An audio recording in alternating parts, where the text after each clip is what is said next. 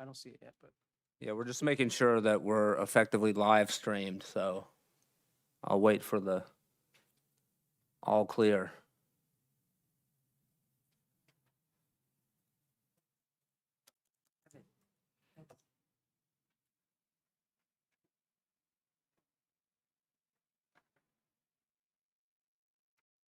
Okay, good.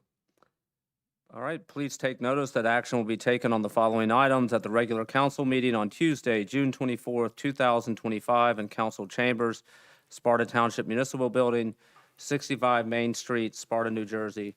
The time is 7:08. The regular meeting is now open. All council meetings are now live streamed and can be viewed at the following link, www.youtube.com/SpartaTWP/streams. Adequate notice of this meeting was provided to the public and the press on January 10th, 2025, by delivering to the press and posting on the township website a copy of the notice. Madam Clerk, may we have a roll call, please? Councilman Scott. here. Councilman Blumetti. Here. Deputy Mayor Murphy. Here. Mayor Clark. Here. Let's all rise and salute the flag, please. And I'll have our VFW start us out. I Allegiance to the flag of the United States of America and to the republic for which it stands, one nation, under God, indivisible, with liberty and justice for all.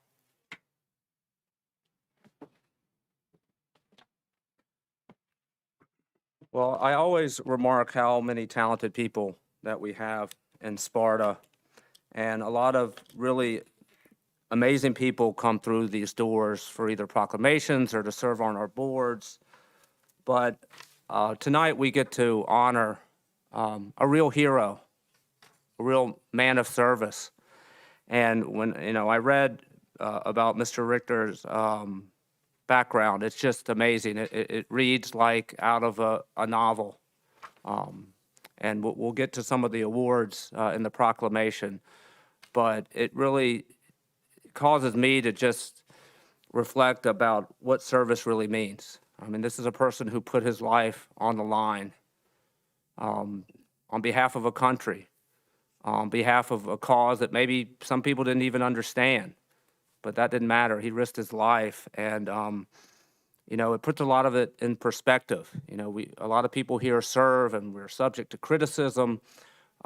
People disagree with us. They may even call us names, but our lives aren't at risk, and this is a gentleman who did it over and over and over again on behalf of his country and really on behalf of a grateful nation. I am just really honored to read this proclamation for John Clifford Ricker.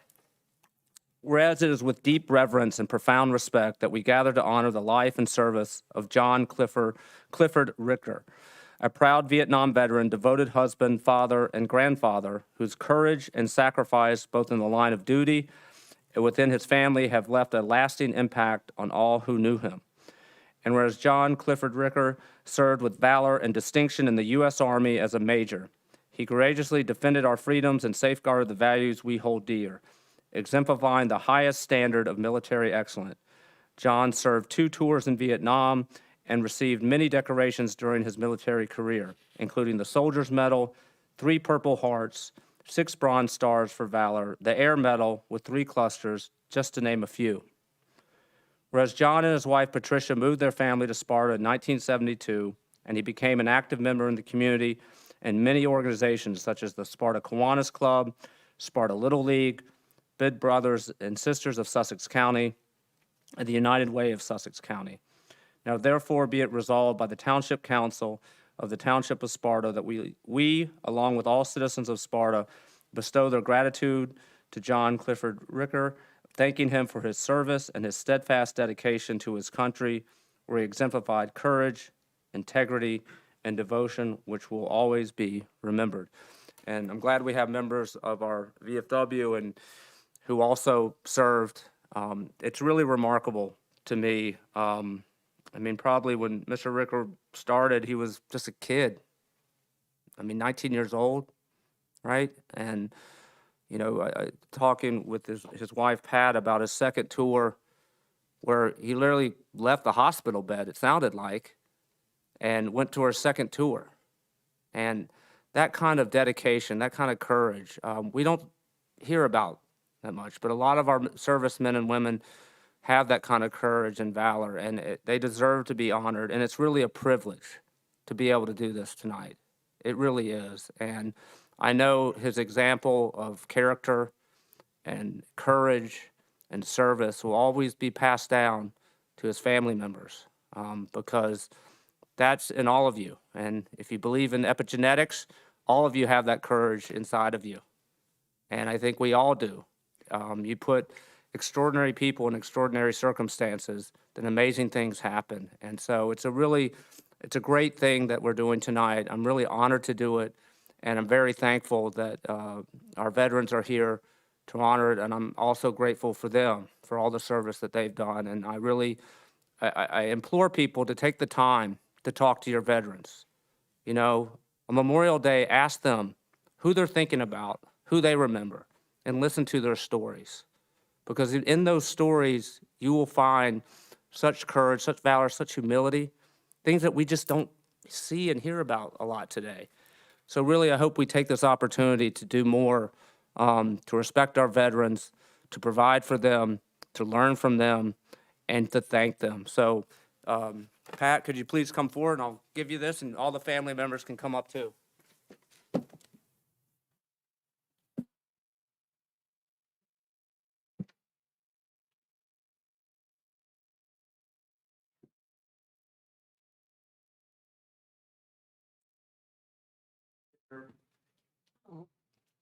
Here I come.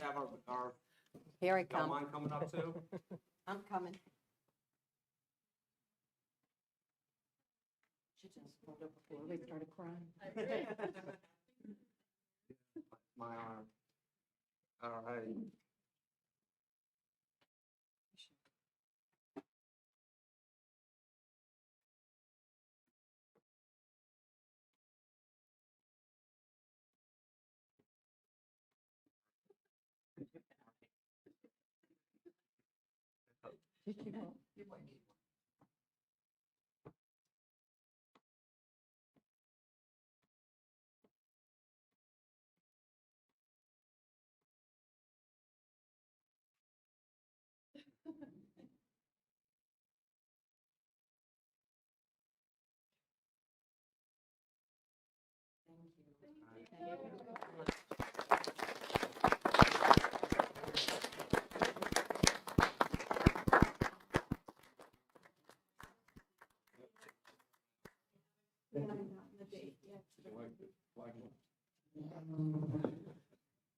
You loved it. Thank you. Our pleasure. Thank you. Welcome, our pleasure. Congratulations. Thank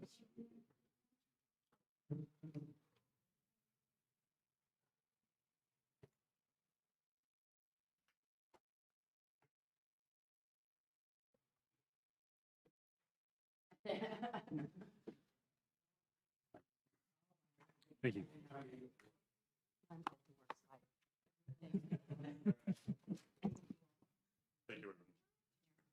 Thank you.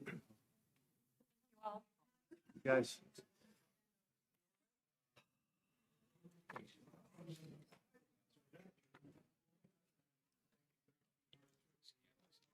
I'm on my way to Iran. Are you? You just inspired me. Okay. There's other ways you can serve, you know. Well, I think it's also amazing that after his tours and after his career was over, how much he gave to his community. Always. I mean, I just, like, you know, you couldn't fault the guy if he said, you know what, I'm done. I'm just going to chill in the backyard. I'm going to mow the grass, and I'm going to just peace out for the next 25 years. But he continued to give, and that's just an amazing, Always, always, always. wow, To everyone. You give his shirt off his back. wow. Oh, a stranger. You're- Literally. Well, I think you did it. you're lucky to know him. You really are, you know. Good, how are you? We'll let you get on with it. Okay, thank you.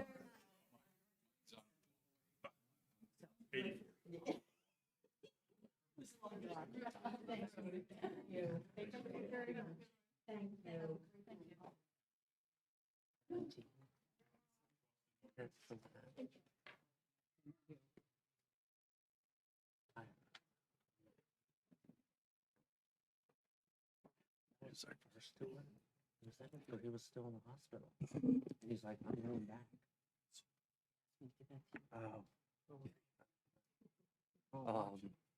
Yeah, I'm just like, Realize they're watching.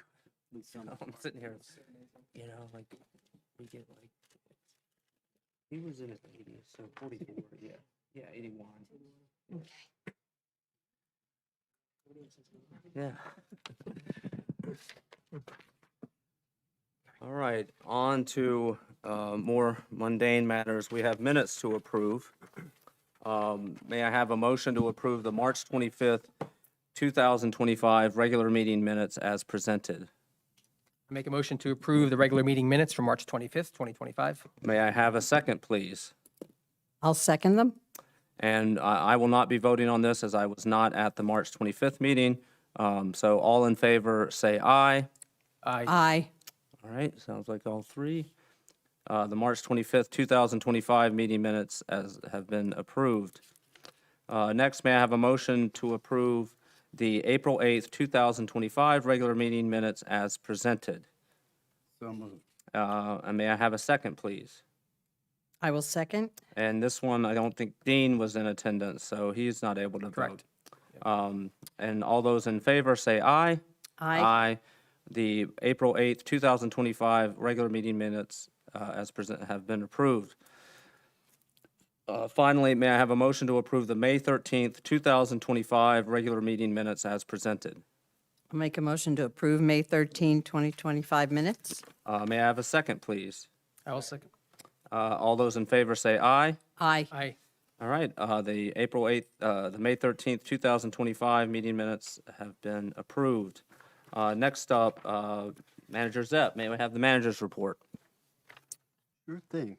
Good evening, Mayor, Council, Sparta residents. I usually say both present and online, but I don't see anyone there, so it's all the folks online. Online. The Township Municipal Clerk's Office extends a thank you to our Public Works Department, who consistently provides a positive and efficient experience when they are needed, no matter what is required. They also extend a special thanks to Brendan Feldman, Matt Molinaro, and Joe Scalia for their very reliable, organized, and efficient handling of another election that covers 14 districts in our town.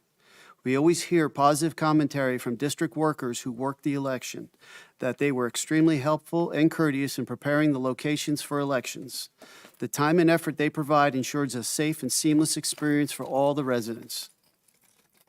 The Recreation Department is collecting new bathing suits and goggles to help distribute to communities where the children and adults may not have access to swim lessons or summer fun because they cannot afford a suit. The New Jersey Swim Alliance and New Jersey Park and Recreation Association are working together on this worthy cause with these communities. If anyone is interested in donating the new bathing suits and goggles, they can be dropped off at the lower level of the library during recreation office hours, 8:30 a.m. to 4:30 p.m. The most requested sizes are youth sizes 5 and up. Congratulations to the Sparta seniors who participated in this past week's Sussex County Senior Olympics on June 17th and overall placed second, taking home 7 individual medals. They continue to practice for the Tri-County Olympics on Wednesday, September 17th. Camp Sacagawea begins Monday, June 30th. Staff training and final preparations are being completed this week. Residents can find the Sparta Recreation Program activity calendar for other camps, special events, and workshops on the township's website. Spring sessions of programs are wrapping up and summer sessions begin soon. With school out for the summer, our Sparta Library offers several cloud library ebooks, digital audiobooks, summer reading programs, as well as other programs, events, and activities. Please call them or visit their website at spartalibrary.com. We have a couple of events in Sparta to announce. Independence Day Parade in conjunction with the Sparta Elks Lodge, number 2356, is scheduled on Friday, July 4th, starting at 10:30 a.m. on East Shore Trail through White Deer Plaza and ends at Mohawk Ave School at Dykstra Park. Friday, July 11th, kicks off the free concert series at Dykstra Park and are scheduled every Friday night between July 11th and August 29th, starting at 7 p.m. The Cultural Affairs Committee does a great job organizing these events. For a complete lineup of performers, please visit spartaarts.org or go to our website under Calendar or the Cultural Affairs Community page. If it rains, the concerts are moved to the Mohawk Ave School.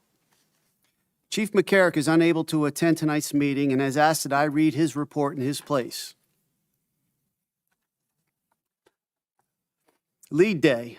On June 9th, our officers celebrated the graduation of our fifth grade students from Helen Morgan School and Pope John Middle School. Over 350 students and school staff had a fun-packed day with many team-building activities, positive engagements, special law enforcement presentations, and more hosted by our officers. I would like to thank all those involved who made this event possible. A special thank you to our students and school staff for a great year. The Police Department is hosting its annual Junior Police Academy, open for students going into 4th through 8th grade. It takes place from August 5th through August 8th, 7:30 to 3 p.m. Recruits will experience the everyday life of a police officer recruit. They will experience and train in marching, defensive tactics, physical fitness, CPR, and AED use, crime scene investigations, team building exercises, interviewing techniques, and team competitions. Recruits will also experience demonstrations from accident crash reconstructionists, special K-9 demonstrations, bomb squad and entry team units, and the New Jersey State Police Aviation Unit with a helicopter landing. Our friends from the Center for Prevention and Counseling will also come to speak about the dangers of vaping and other products that are illegal for juvenile consumption. Wrapping up the week, recruits will visit the Morris County Police Academy, where they will be able to observe actual police recruits in the academy. From there, they will visit the Morris County Juvenile Detention Center and finally wrap up a week with a formal recruit graduation. Most importantly, recruits will experience positive interaction with their very own Sparta police officers and our law enforcement partners. The cost is $100 per child, which includes recruit gear, lunch, and local ice cream snack each day. The application deadline is July 1st and can be found on our police department's Facebook.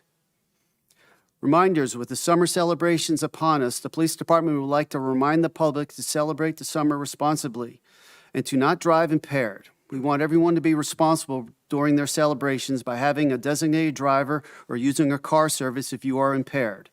Impaired driving is a direct threat to everyone on the roads. The police department will have extra patrols during the summer months strictly dedicated to DWI enforcement.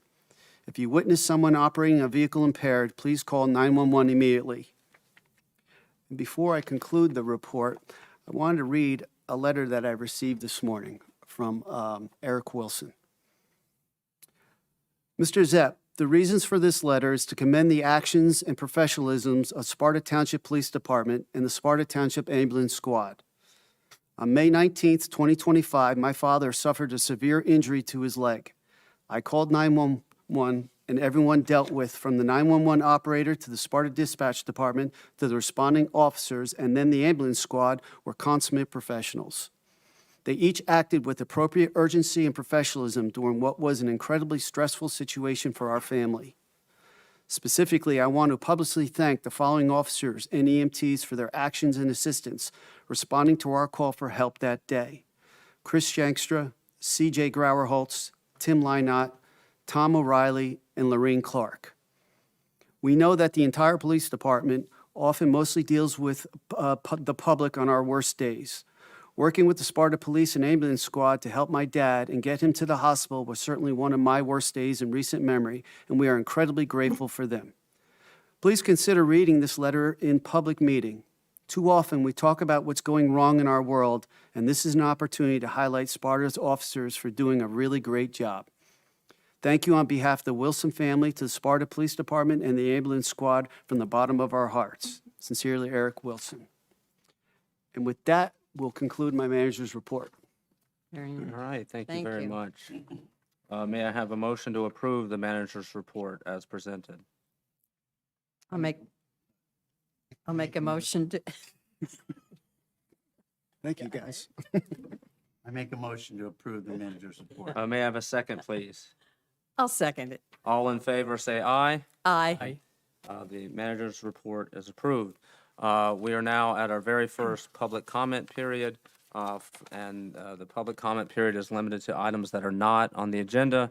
So please peruse the agenda. If it's something on there that you want to talk about, now is not the time. If you do choose to speak, please be mindful of our 5-minute limit. Any member of the public wishing to be heard on items not on the agenda? Okay, seeing none, we'll get right to the expenditures. Deputy Mayor Murphy, would you please read the expenditures for June 10th, 2025? Yes, the expenditures for June 10th are $908,000, $765.31. Okay, may I have a motion to approve the expenditures for June 10th, 2025?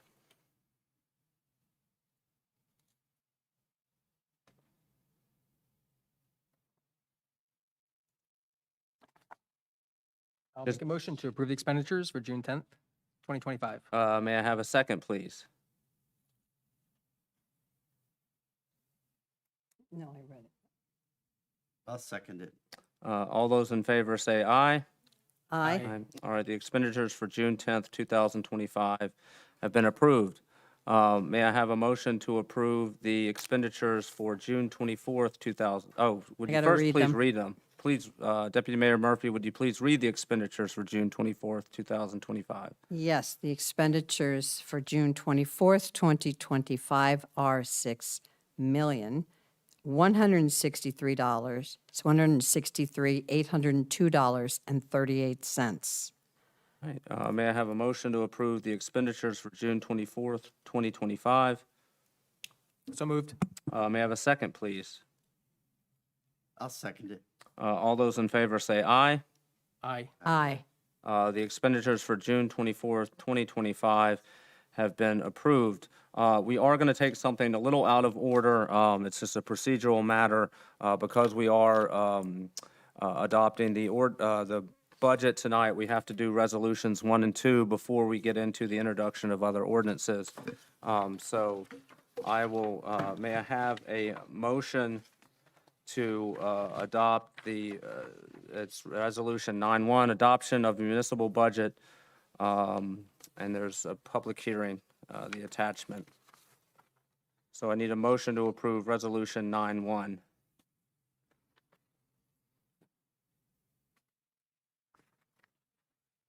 I make a motion to approve Resolution 9-1.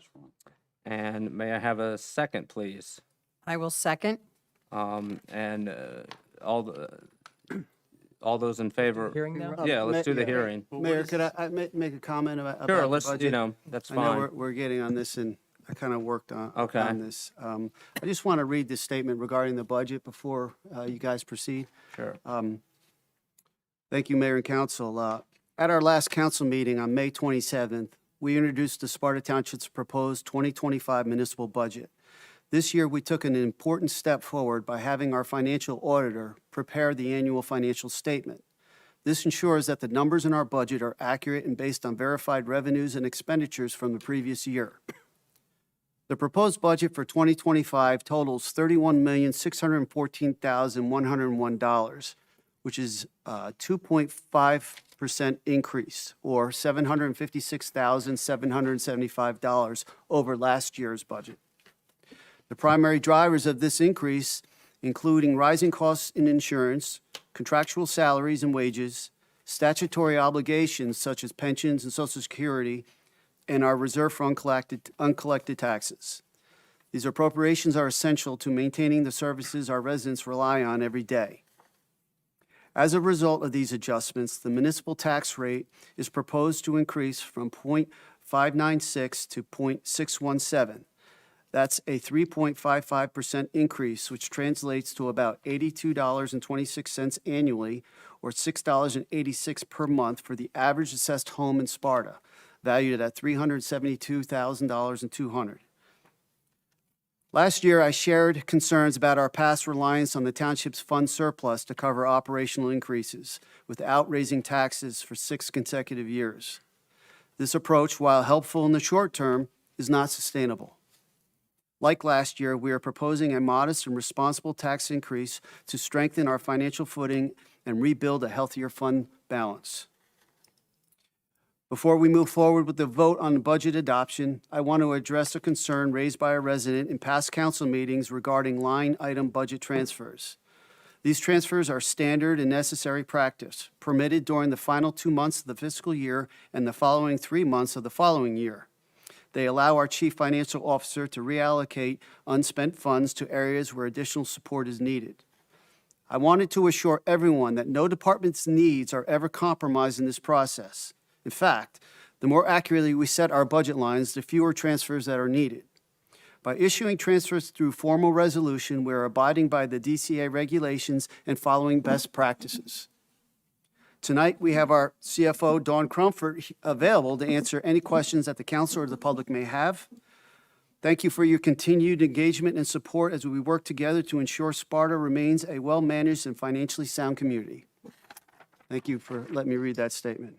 Thank you. Thank you. I just for clarification, Dawn, I would like to say that funds were not taken, or can you clarify whether funds were taken from seniors or from another group to, just so it's on the record? No, the funds that you think, the funds were not taken from the seniors. The funds that were taken, that were transferred from the senior money was as a result of what the seniors are paying us for their line dancing or the aqua aerobics in the pool. So it was the revenue that was coming in from that. So we used a little of that to move it over because they had an excess. So it wasn't funds dedicated to the senior program itself. It was the revenue coming in from the program. And with the recreation department? Yes, the recreation department basically funds itself anyway. So when they had a little excess funds in there, so that was moved from that, with Gene Montebrano's approval, of course. So, Great. Thank you. I just didn't want there to be any questions. no, not at all. Thank you. Donnie, question.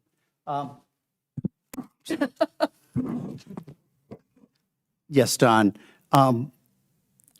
Over the past 6 years, as Mr. Zepp mentioned, taxes have only been raised, I believe, one time. Is that correct? I believe if you look at the surplus thing, you'll see that it pretty much remained flat in 1 year. I think the taxes went down.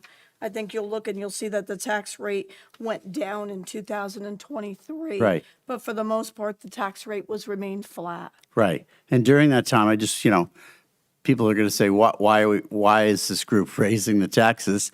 And during that time, the inflation rate went from 2019 to today, 27%. Yes. So And we haven't yes. raised taxes, and we've eroded our Yes. surplus in the meantime. Yes, that's what they were using at the time. The only thing that I am sure of, not being in the position at the time, was I know during COVID, they used some of the surplus because residents were losing their jobs and they didn't want to hit them with an increase. So I know for 2 of those years, that was why a lot of the money came out of the fund balance, was to help the residents. Thank you. Thank you. Any other questions from council regarding the budget? So this budget will help us restore part of that surplus, Budget correct? by lifting up your reserve for uncollected taxes, what it's going to do is it's going to generate a little more in for us so that we can start to replace the fund balance money. All right, so it's going to be a slow process over, say, the next 2-3 years to try to get us back on a good, healthy footing. Okay, Okay? thank you. Yes. Just to confirm too, I know there's been some comments in the past that were incorrect about the surplus and our fund balance being dangerously low or almost zero. It's in a No. it's in a appropriate position now. It's okay. We're just trying to raise it yes. further, correct? So after we use what we're doing this year in the budget, you're going to, I think if you look at the surplus, I think we're going to wind up with roughly about $750,000 left in it. Am I nervous about it? No, I think we'll be fine. I think we'll regenerate it and I think we'll be okay. We've been lower, so, And it's used in the beginning of the year and it replenishes itself, right, for the Yes. next year, so. So what happens is now when you raise up your reserve for uncollected taxes to get some of that revenue back in, that revenue will now be used next year to offset your tax rate, to try to keep your tax rate lower, but you have to bring it in to let it roll over into next year. So your reserve for uncollected taxes kind of just keeps rolling year by year.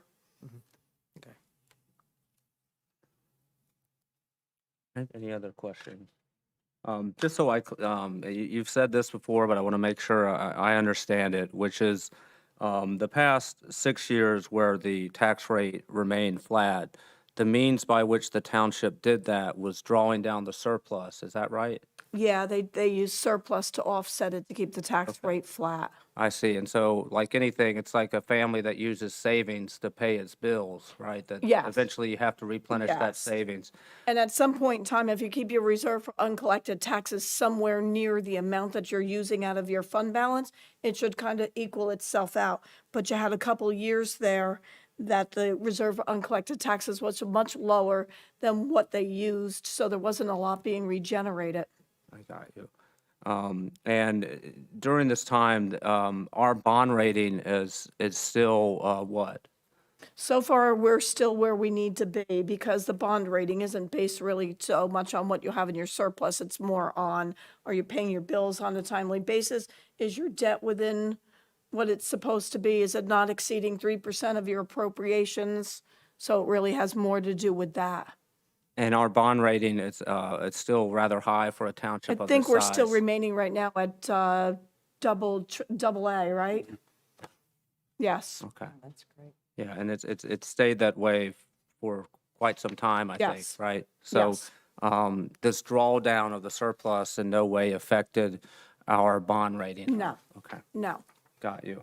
And I think you identified some of the drivers of the increase, and some of it's were some of those just we didn't have discretion over. Say, for example, health insurance increases. Is that right? Health insurance, we didn't really have, your hands are tied when it comes to that. And I just was down in Atlantic City at the conference where they had a class on how the health benefits, especially also state health benefits in the next few years are going to just keep increasing.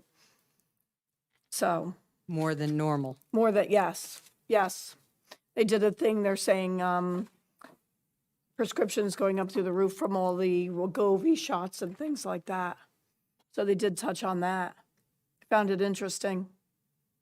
You recall what the increase was last year to this year for health insurance costs? Just approximately percentage-wise? I have numbers, but I don't know if I have it down into a percentage. If you give me a moment, I know I have some numbers in here, but it did go up quite a bit, It was- 16%. Yeah, I was going to say I 15 think and a half. about 15, right? 16%. Just since last year, right? Yes. Okay.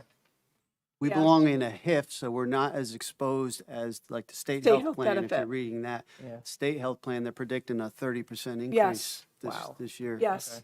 They said within the next 3 years, they're predicting state health is going to be up 50% more.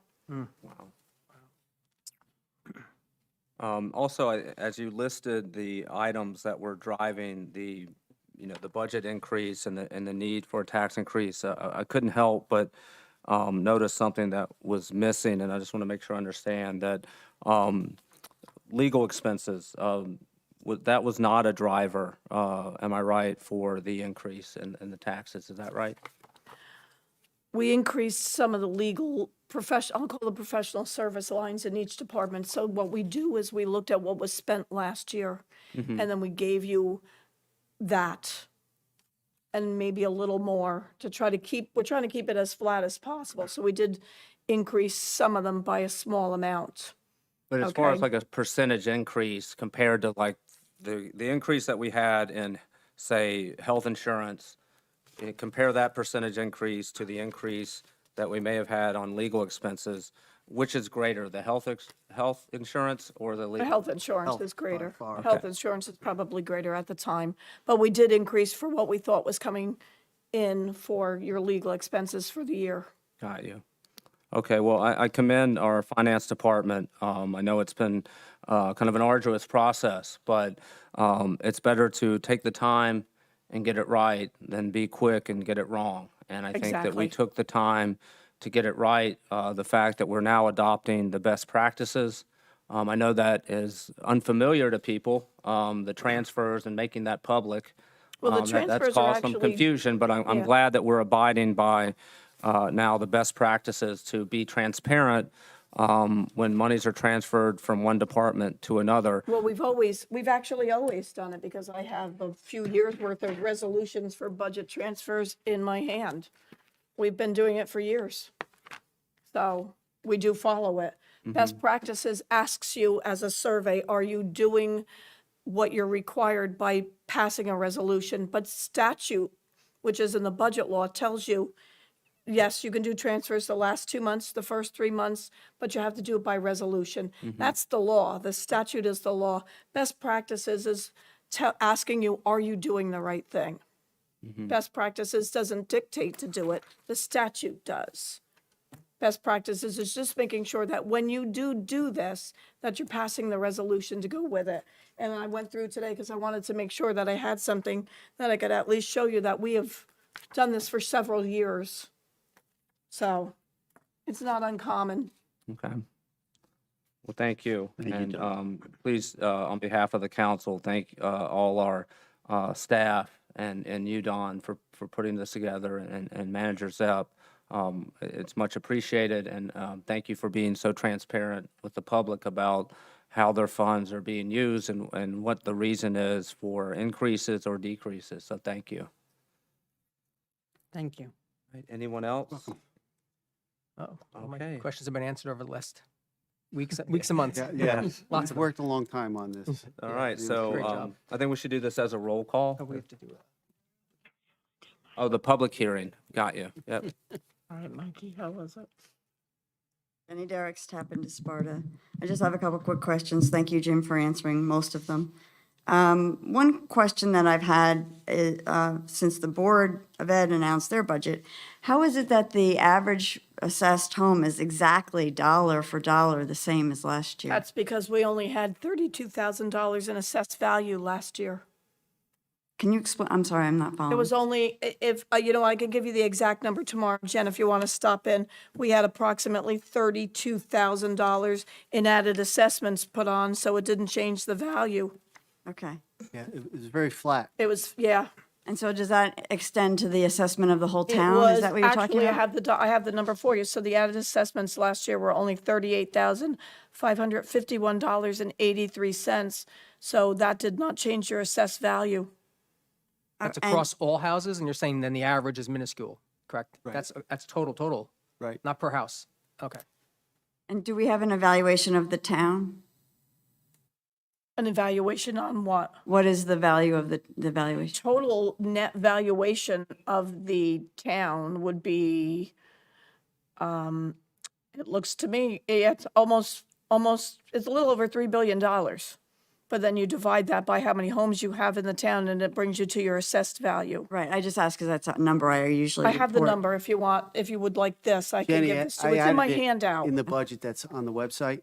Okay, If you go back. It's in this- there. this new Okay, radio great. Page Yes, is on there. it's in the handout. You'll see it on page 6, Jen. great, okay, page 6. Thank you. But to answer your question, though, the rentals have been flat. Yeah. There's been very little growth across the board, and the assessed value coincidentally is the same as it was last year. Do we have an opinion as to why, or it just is? I'm not going to answer that. Okay. What does that mean? No homes are being built? Nobody's renovating their house? What does this mean? It means You have limited growth Yes. in the town. you haven't lived it. How does that stack up to other towns in the county or in the area? I'd have to look into it. Yeah, I'd have to look at that. I pay more attention to here than anywhere else. And just a question about why this budget took so long to get to the public, just, Oh, the budget? yeah, what was the? Because this year we had the auditors go through everything. We wanted to make sure that everything was where it needed to be and everything was accurate. So we had the auditors go through everything this year, so it took them longer. So it went, the auditors reviewed it after you put the new budget together? They started before, they helped me during, and they checked it all afterwards, yes. Okay, Where they normally Don't weren't do that. included. Right. So this was a new, new process. And was this asked for just because you thought it would be a good thing to do, or did somebody ask you to do it, or? I asked for it to be Dawn asked, done. okay. I thought it would be best that most towns have their auditors file all of those paperworks anyway, their annual financial statement and all that stuff. We're one of the few that did not. Okay. So I was going with, let's go with the premise of all the other towns, and let's have our auditors do this. And then, Jim, in that budget that's presented, I'm sorry, I didn't see it. Does it also list out some of the upcoming expenditures, the big ticket items that we're going to do? That's coming, actually. That's why we're adopting the budget right now, Okay, and that's going to come in a few you'll have a little more ordinances, detail just- around yeah, that. it's Okay. coming. okay, They're right there in the handout too for the ordinance that are going through for the capital. okay, Okay. great. I think that's everything. Thank you. I do have one question, and it came up about, now, are residents' tax rates, are they based off the assessed value of their house? Yes. Okay, and am I right, the assessed value is not the fair market value? And by fair market value, that means if I went on Zillow and I looked at what my house is worth, That would be more. it would be more. And so if you were to raise the assessed value of someone's house, that would effectively be If you a raise tax the assessed increase. value, you raise the taxes, yes. Got you. So the And- more and- that comes into the town and the more that we get, and the more added assessments that go on, your added and omitted are the biggest thing. And this budget doesn't, it's a nominal change in the assessed value of the house, is that right? There was no change in the assessed value from 24 to 25. Okay. Because you can either increase the tax rate, or you can reassess and have you keep taxes at the same level, but increase the assessed value of a house, and you effectively would have a tax increase, is that right? Yes. Okay. But that's not what we're doing, we're keeping the assessed value the same. Is that That's what correct? it Well, was. we have to, yes. Yeah. Our assessor calculated out Yes. Okay, that way. got you. Okay, thank you, I just wanted to clarify that. And we do reassessments every 10 years, every, The county will, The county tells the us. county tells us when to reassess. It's a sizable project, as you know. Sure. And so the county would advise us on that, on when to reassess. But you're right, generally, I've heard that you have to do it at least within 10 years, intervals is a good practice. unless Usually you- when the value is 75% or lower of the value, then they'll do a reval. Yeah, they'll tell us. They watch, and when it falls below, they'll tell you it's time.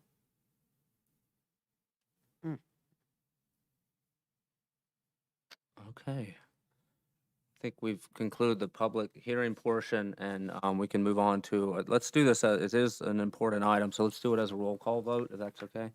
Oh, so Madam Clerk, would you please have a roll call? For the adoption of the budget, Councilman Scott, Yes. Councilman Blumetti, Yes.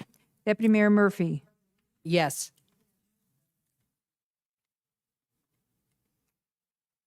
Yeah, the resolution is entitled Adoption of the Municipal Budget. Yeah, Mayor Clark. did you say yes? Yes. Okay, good. Yes. Resolution 9-1, the adoption of municipal budget has been approved. Next, may I have a motion to approve Resolution 9-2, which is a resolution for self-examination of Sparta Township budget.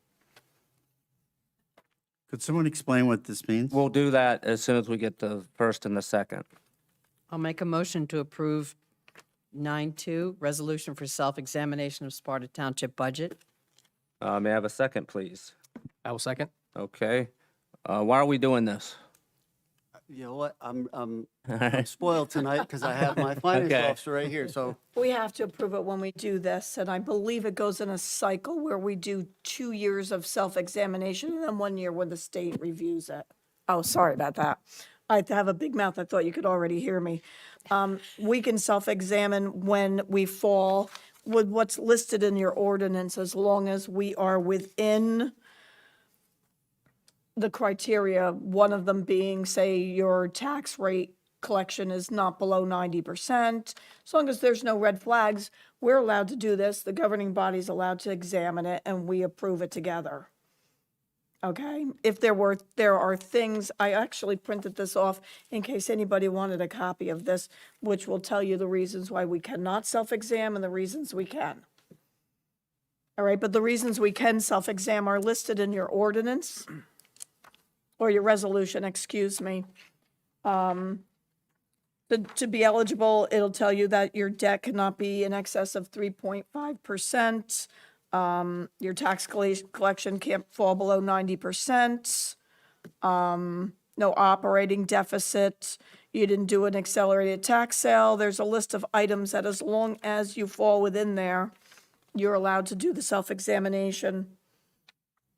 It says, if you go on, what's listed in your resolution says to make sure that, our interest and debts are being paid on time.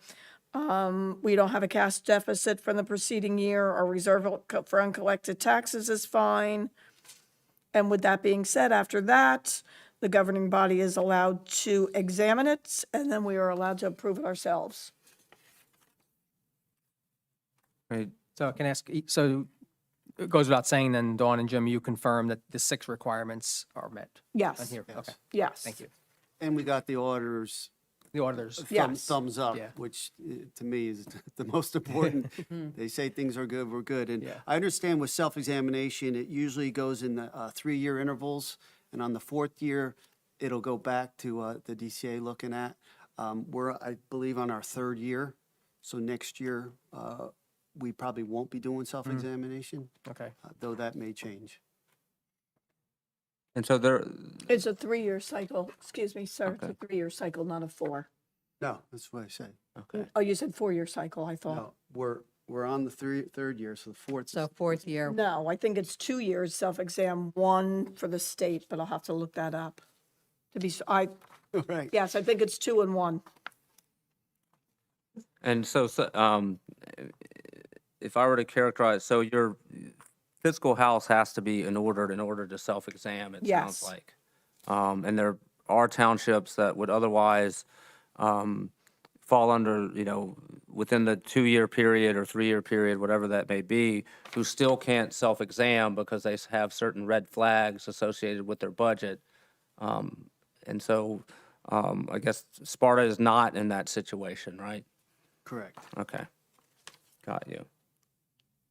Well, again, congratulations for, the financial stewardship so that we can self-exam, and we fall under the criteria to do so, because that is not an automatic thing that you can do, it sounds like, that you have to have a decent financial picture before you're allowed to. So again, thank you to our staff and to our employees who make that happen.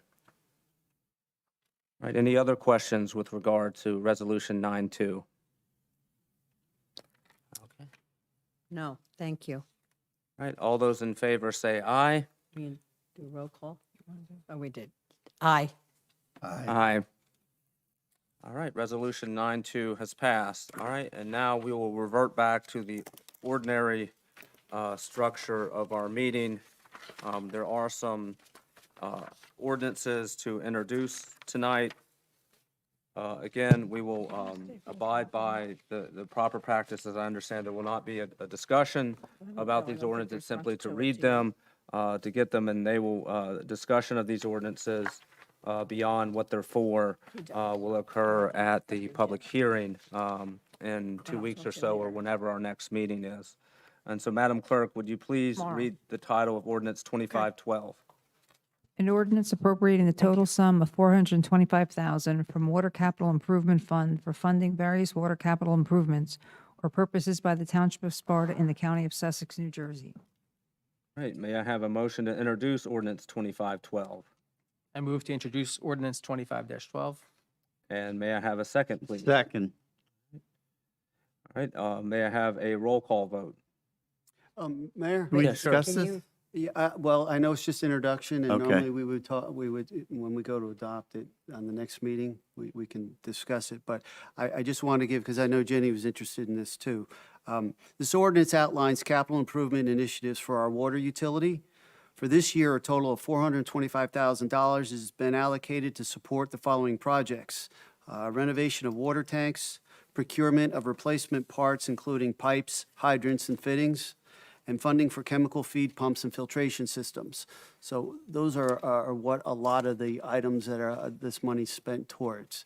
It's to keep the infrastructure improvements up, and they all qualify for the capital funding. And that's what this is, this ordinance is about. Does this address the PFAS issue? It can. Meanwhile, we do have a separate funding line going on for PFAS, but with filtration pumps and all, it's eligible to do that if and when they decide to start addressing that. Anything that comes out of capital improvement, the rule of thumb is it has to have a 5-year useful life and be over the amount of $5,000. That makes it come out of capital improvement line.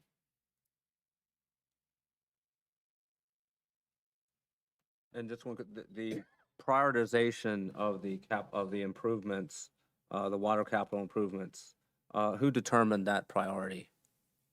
It's a group of us, the engineers, the utility director, myself.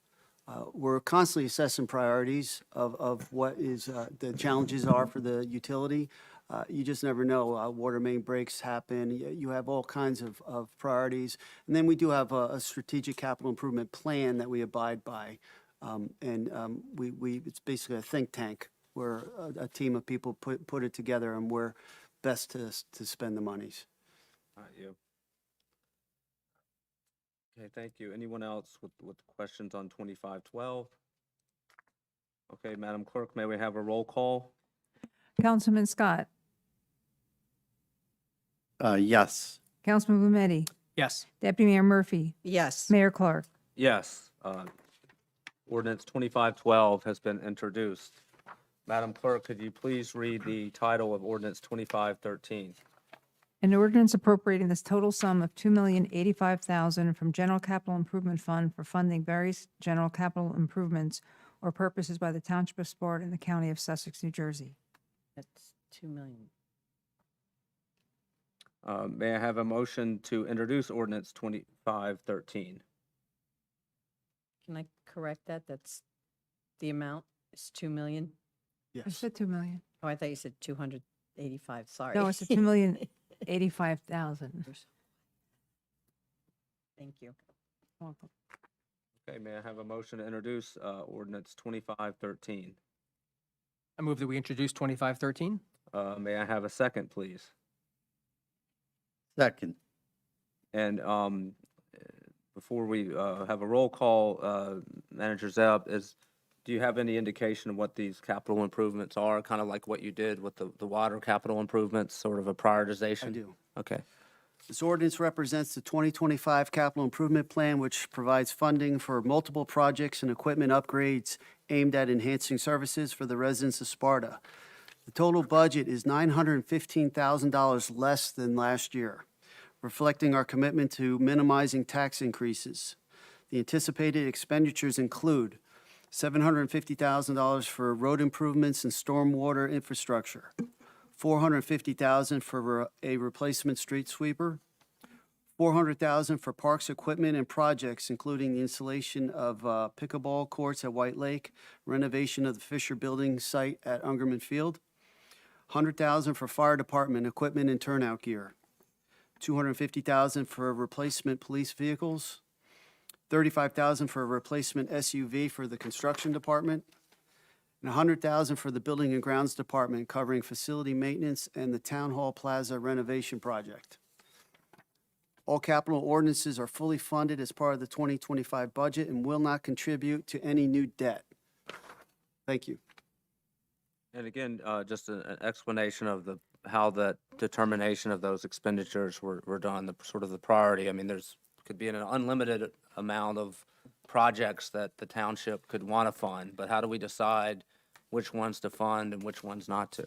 So the department heads of each of those departments that I had, I had mentioned the monies to, they'll submit to the finance officer usually a 6-year capital improvement plan. And it'll be a projected, plan of what they deem would be necessary or needed for capital improvement. And as Dawn had mentioned, that it has to have a 5-year lifespan, it has to have certain criteria to be capitally funded. We brought up the police vehicles. We used to buy the police vehicles out of the O&E line because the cars wouldn't last 5 years. Well, as you know, we're buying the bigger Tahoes, and we expect to get 5 years out of them plus, so we can purchase them out of the capital line and not the O&E line. But these are discussions with the department heads, and I have to admit, sometimes they're reduced, or we put off what we're doing strategically on the improvements. But I wanted you all to know this, because I know that many times, this hasn't been communicated to the council very well at exactly where these monies were going. So you have a pretty good idea of where we want to go with them, though it's not written in stone. Jim, can you just repeat the rec department, 400,000? I caught pickleball. I missed the other part of that. Yeah, pickleball, and then the Fisher Building at Ungerman. At Ungerman. We've been wanting to address that structure for a long time.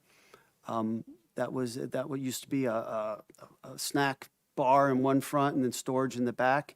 Oh, yeah. It's very old and run down, and we have to be careful what we do because of its proximity to the stream. But it does have a usefulness for, we can discuss this further, but we're looking at a possible combination canopy pavilion with a picnic area and maybe even some minor storage on the side.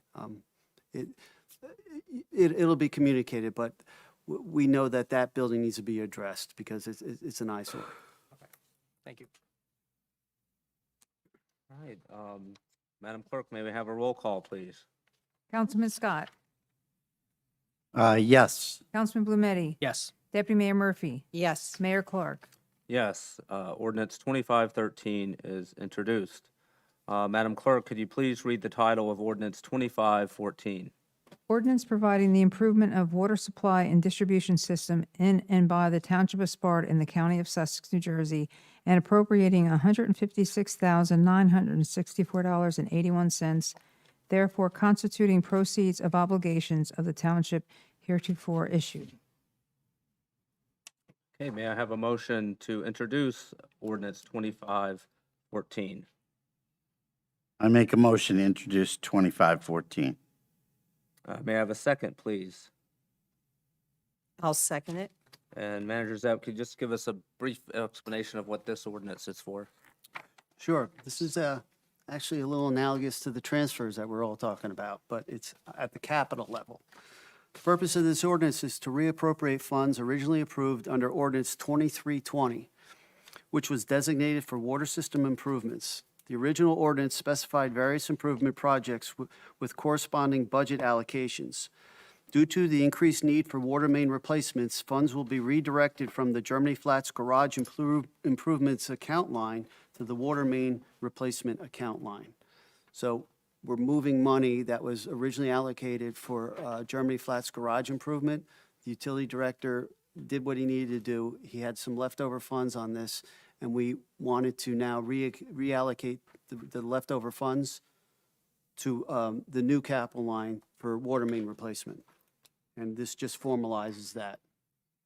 So it's not new money or anything like that. We're just moving existing capital money. Okay, thank you. All right, may I have, I have a question. okay. So this may go back to 2512, but we're halfway through the year. We are doing this study on the PFAS. And that was to take a year. And we're halfway through. How are we doing? I will get you a report on that. So Okay. That's a good, we got lots of stuff going on, and I've seen some invoices from Okay. the company Boswell who's doing that study. Sure. I'll get a status report for you Okay. for the next meeting. All right, thank All you. right. And that also reminds me, this separately, I know that one of the PFAS settlements was, I think it received final approval. And that we are, so I think maybe Attorney Dash, at some point, we can contact the Willents firm and kind of get an update from them about where we stand in light of the recent settlements. I know that was a pretty large settlement in the billions. Mayor, I'll let you know that they have been in communication with Dawn and I. and Okay. They had Dawn set up a wire transfer. They asked me for wiring instructions and what Well, I that's did always was- good. He's just, What I did Dawn, was you could just use the mic. oh, I'm sorry. I always think because I have such a big mouth. No, But it's there's for it's for people them. watching, Yeah. they can't hear. Thank you. They had already contacted me for wiring instructions, so because it was for something specific, I opened it up into a trust fund account. So your O3s are your trust funds account, which means whatever the account is labeled for is all the monies can be used for. So therefore, I'm putting PFAS into a trust account so that that is all it can be used for and nothing else. We haven't received anything yet, but we're all set up and prepared Yes. to start receiving funds, and we're monitoring that. And I'll also communicate that as soon as I get notice that we're receiving funds.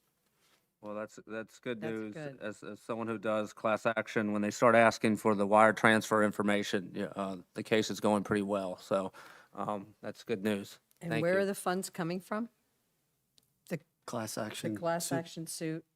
Yeah, there's a class action suit on behalf of municipalities that have to incur additional expenses as a result of the alleged negligent conduct of certain defendants with respect to releasing PFAS into the environment. So the expenditure is not going to be a one-for-one. So I don't want to mislead people in any way that you get a one-for-one for how much it's going to cost. But hey, it's more than zero, which you would otherwise have a zero but for the settlement. So we'll take any money we can get to offset the expenses that we do have to undergo to remedy the PFAS problem.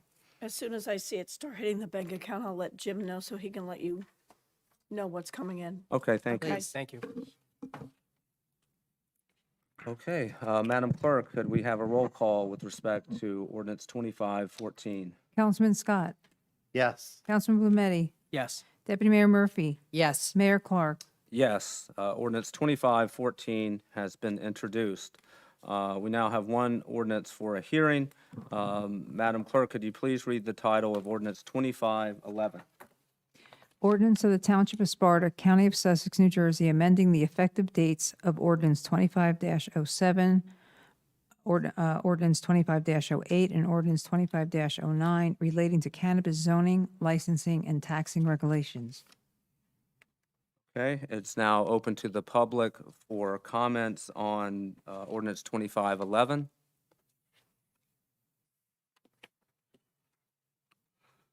I thought you were going to go to public first, to the dais first.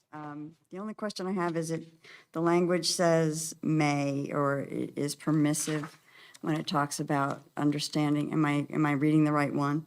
That until the time after the election, that it's a non-binding, that the election is non-binding, so at that point it may come up? Correct. It's not, I think you can't have, it is a non-binding resolution, so it's still discretionary what happens after the I guess the referendum, or it's really a public question, question, right. actually. So at that point, after the public question, it will go back, these three ordinances will come back to council about, and then you'll decide how to handle it. Well, I think it has an actual effective date. It was in January. It becomes effective, does it not? It currently reads January 1st, it becomes effective. It also says that, I believe, that the council that date could be amended again. That's what it currently reads. Okay, thank you. I mean, maybe Ani can, Mr. Dash could explain this, but I was under the impression that the reason that it's a may instead of a definitive yes or no, depending on what the public votes, is because it's a zoning ordinance and you can't have a yay or nay to a zoning ordinance. Am I wrong on that? Am I right on that? So I'm sorry, where is the May, Jenny? Oh, okay. Correct. That's correct, that the ordinances were, in the opinion of the township, submitted, they were zoning ordinances that were submitted to a binding referendum. And the municipal land use law does not permit zoning ordinances to be submitted to a binding referendum. And so the council, 2 weeks ago, or when it first introduced the ordinance, decided to put in reaction to the public input, decided to put the question as to whether or not to allow the retail cannabis in Sparta to a non-binding referendum or public question. Thank Is you. that because it was in the TCC zone? It became a zoning? The 25, I think it's 2508 was a zoning ordinance. The principal ordinance that was the driver here was a zoning ordinance. And so that zoning ordinance, because it was a zoning ordinance, it is not allowed to be submitted to a binding referendum. Regardless of which zone, right? It's just that 2507 addresses zoning and land use. It doesn't matter which zone, it's just that it addresses it. Thank you. Thank you. Okay. Any other questions with respect to the hearing on ordinance 2511? Okay, with that, Madam Clerk, may we have a roll call, please? Councilman Scott, Yes. Councilman Lumetti, Yes. Deputy Mayor Murphy, Yes. Mayor Clark. Yes. So ordinance 2511 has been adopted. We are now at the second public Excuse me, Mayor comment Clark. period. Mayor Pardon? Clark, who was who did the motion to adopt the ordinance? I didn't hear that. Who did the first and the second? You know, I think we don't- just went to the public Yeah, we first. went to the We roll could call. redo Oh, the, sorry, that's a good, yeah, all right, we'll start over again. May I have a motion to adopt ordinance 2511? I make a motion to adopt ordinance 2511. May I have a second, please? I'll second. All right, and we'll do the roll call again. Councilman Scott, Yes. and Councilman Blumetti, Yes. Deputy Mayor Murphy, Yes. Mayor Clark. Yes. And so ordinance 2511 has been adopted. Thank you, Madam Clerk, for catching that. The public comment period threw me off. Okay. All right, next up, we do have the second public comment period. This is with respect to the resolutions. So anyone from the public wishing to be heard, please come forward and please abide by the 5-minute rule. All right, seeing no one from the public, we will go right into the resolutions. And first, we'll just do a couple of these together. These are ones that we traditionally do together. And so may I have a motion to approve Resolution 9-3, which is a resolution authorizing disabled veteran cancellation of tax. Resolution 9-4, which is ABC renewals 2025, 2026. Resolution 9-5, which is one-day ABC social affairs permit, Sparta Benevolent Society. And Resolution 9-6, which is a one-day ABC social affairs permit, the Sparta Elks Lodge, 2356. So the motion is to approve resolutions 9-3, 9-4, 9-5, and 9-6. So moved. May I have a second, please? I'll second.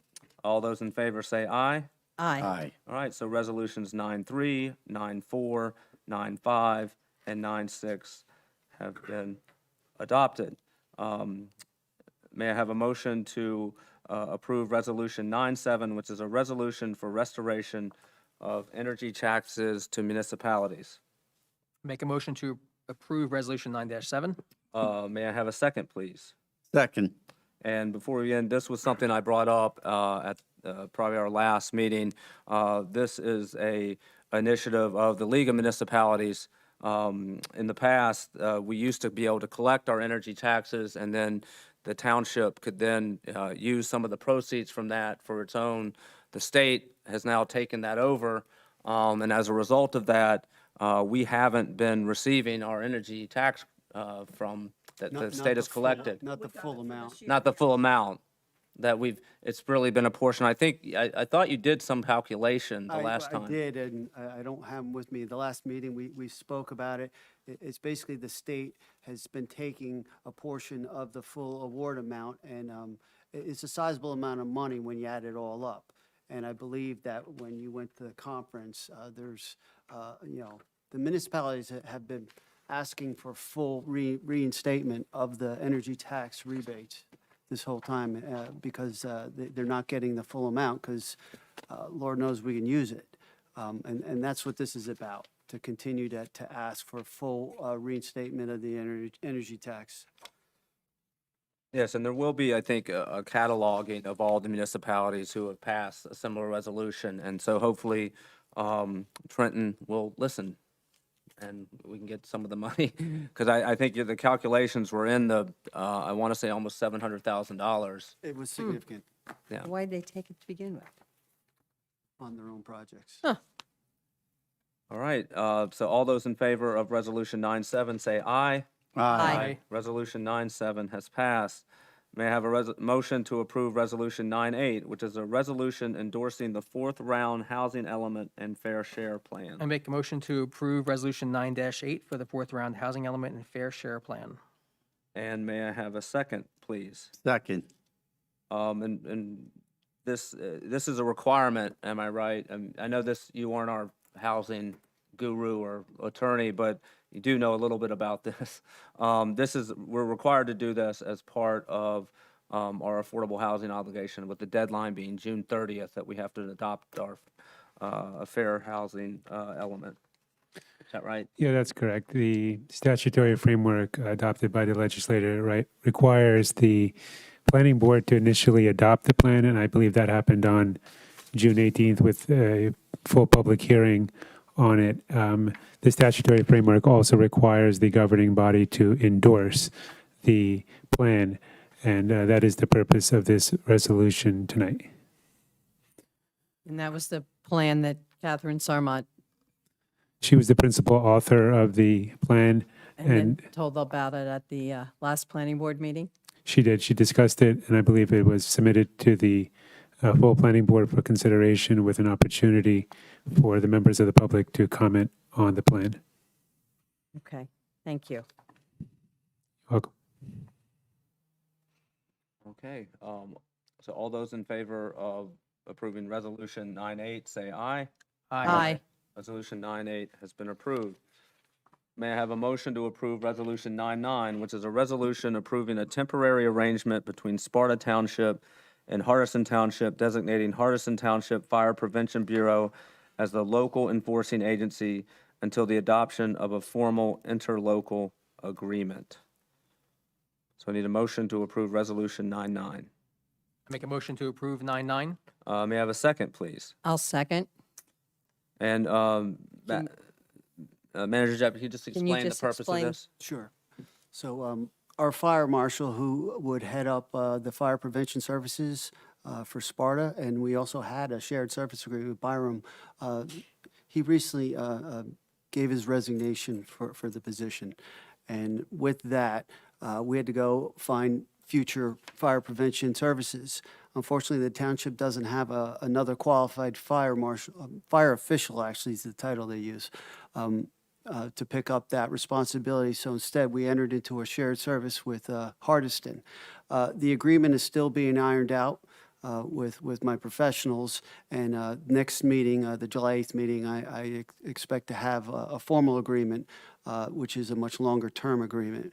Meanwhile, Hardiston requires that through resolution, we do a temporary holding one so we can continue to provide those services to the businesses and the residents starting tomorrow. So we had no one that was qualified to take over his position. Correct. No one else has the license. You have to have licenses for it.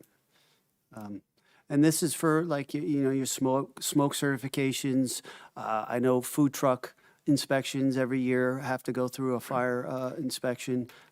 There's a lot to it, more than you'd think when you start driving into it, though, but it's an essential role in what goes on, especially in the fire prevention world. So I do believe, though, Hardiston already services several other towns, and I'm pretty confident that this will work out well for us. From the resident, this is probably more important for the long-term arrangement, but from the resident standpoint or the food truck, whoever the customer is, to them, there's no change in fees, correct? The fee structure will be the Correct, Dean. same, but the fee will just go to Right. them now, Thank not you for to bringing Sparta? that up. Honestly, they shouldn't see any difference other than the contact point will be Hardiston instead of Sparta. The fees will remain the same. Okay. All that is unchanged. It just passed through to Hardiston then, instead of we keeping it, Exact- it just gets passed, they get collected? Exactly. Okay. Exactly.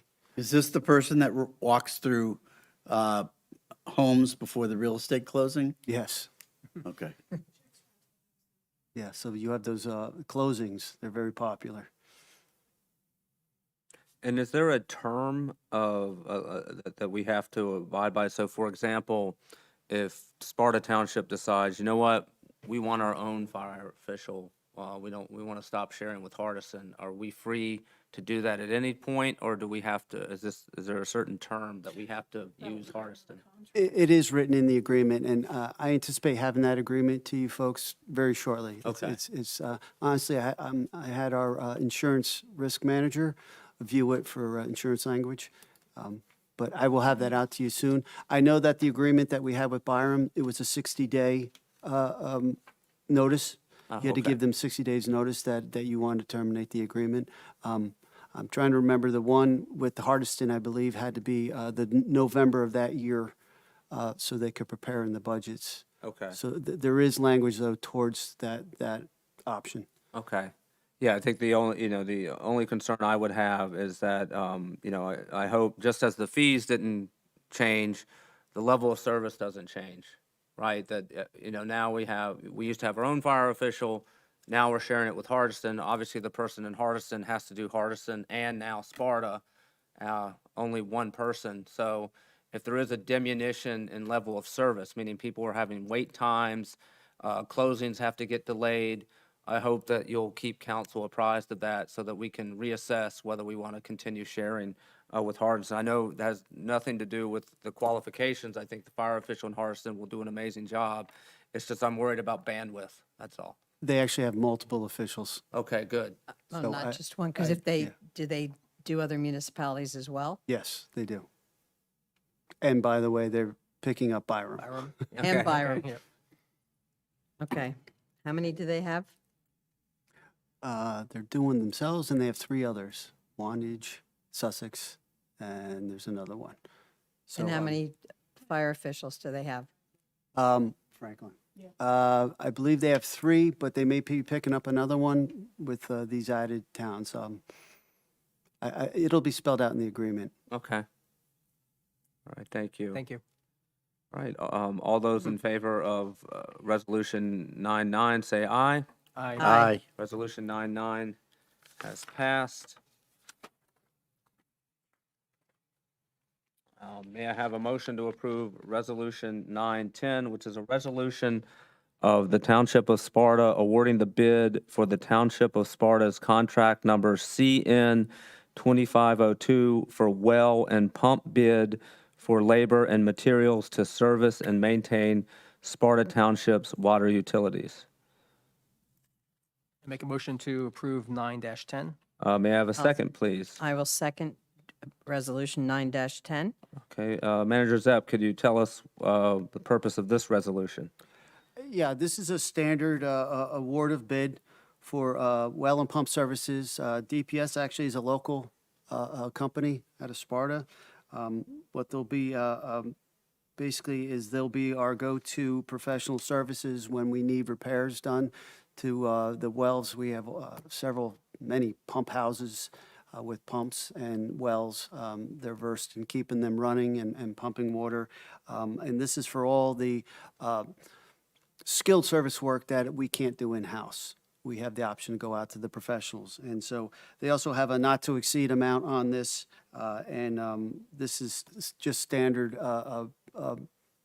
necessary vendor for the operation of the water utility.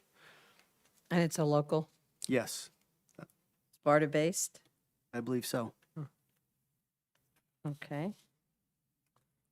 All right, any other questions with respect to Resolution 910? Okay, all those in favor of Resolution 910, say aye. Aye. Resolution 910 has passed. Next, may I have a motion to approve Resolution 911, which is a resolution consenting to the Treatment Works Approval Permit application submitted for 33 Pine Cone Lane to the New Jersey Department of Environmental Protection. I move that we approve Resolution 9-11. And may I have a second, please? I will second And, with, yeah, well, if you could just explain the purpose of this resolution. is that the house This is the So- lot on the 7-Eleven. corner? Yes, this is the 7-Eleven, but Oh. I look at Neil and Dean because in the beginning of the year, when we do TWA approvals, you guys had said, hey, Jim, as manager, you can sign off on the residential TWAs, but on the commercial ones, we want to have council resolution for that, which is fine. So that's what this is. The 7-Eleven is a commercial project where they're going to expand the building out there, and they're going to install a new septic bed. And Corey Stoner, our township engineer, has evaluated the plans. He's evaluated all the work, and he's given the green light to sign the document, but we need a resolution through council first. And just to be clear for everyone that we're not authorizing the development there or even the DEP's approval. This is just saying our engineer looked at it, it looks reasonable. The applicant can submit to DEP and DEP does their whole analysis and their whole approval process and all that, right? This is, Couldn't say it better, Dean. okay. And that's where, and they've blocked it off, and they've taken the trucks out of there. And it's using the building next door as well, correct? I'll take your word for it, Margie. There are I four don't lots got there. There's four lots. There's existing 7-Eleven, and diagonal side is the Sparta Auto Parts, behind Sparta Behind Auto that, there's Parts. that And then vacant building. and then obviously the corner piece. So those four pieces all comprise this new 7-Eleven, 20. Gas I think station. it's like it'll be like a quick check with a gas component and a food component. Right, that's the one. Yeah, I'm not sure how large the lots are, but it's that 7-Eleven, yeah. Okay. And this is, again, not anything to do with zoning or land use or planning board. This No. is just saying the applicant, engineering standpoint, they can go to DEP. DEP is next step. Okay. Yeah, they'll still be subject to separate approvals for Yeah. whatever expansion that they want to do. That's not in our purview. Yeah, and as This was Jim, approved by the zoning board 3.5 years ago. yeah, they keep getting extensions, right? Yeah. Yep. They're on the last one, I understand. They're on Yeah. their last They're on one. their Yeah, last right. one.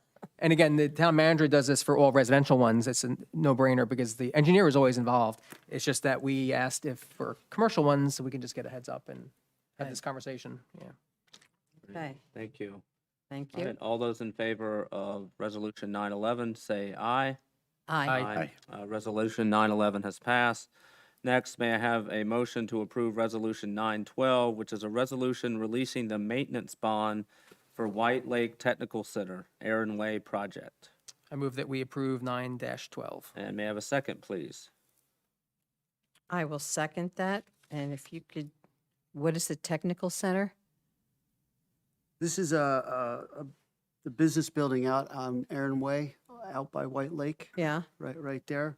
So the vendor, Aaron Way LLC, right, they have established their building, their lots, all right? And when they, are building their lots and all that, they do a performance bond to make sure that the roads are in good shape, that all the property's in good shape, according to the plans that they submitted. We go out and inspect and make sure that, it's mostly the road stuff that I care about. The Belgian block, the stormwater drains, they're all inspected. All the requirements according to the application, all right, that they're adhered to. is that the warehouse that's being built right on the corner? No, because this one's been done, this is done. This is why, this is like 2 years ago that a lot of So this it's in work the was done. back. I believe it is. I haven't gone out and looked at it, but I know what this is. The engineer has. It's up to him. The engineer has signed off on this, and said it's okay to release the performance bond, that all the requirements have been met, the inspections have been done, and we can release the cash bond of $11,316. Okay. Thank you. All right. Any further questions on Resolution 912? No. Yeah, oh, I'm sorry. Go ahead. I have a question on 9/11, but can we go, Well, we'll finish 9/12 right now, right? Okay. all those in favor of Resolution 912, say aye. Aye. All right, Resolution 912 has passed. All right, With regards to the 7-Eleven, this is back to 9/11. The signage on this, since we're doing the master plan and the signage standards have not fully yet been developed, does that, I'm just trying to understand how this works. Does the 7-Eleven plans go up and they can put whatever sign they have approved already? Or does that fall under the new master plan? that sounds like a planning board question. And so I don't know.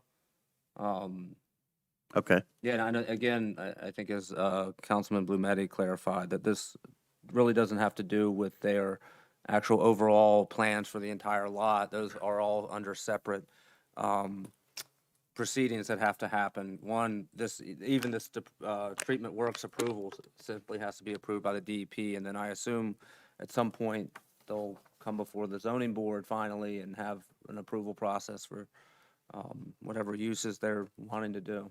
All right. okay, Okay. thank you. Yep. Okay. Did we get through all the resolutions? I think we did. Did.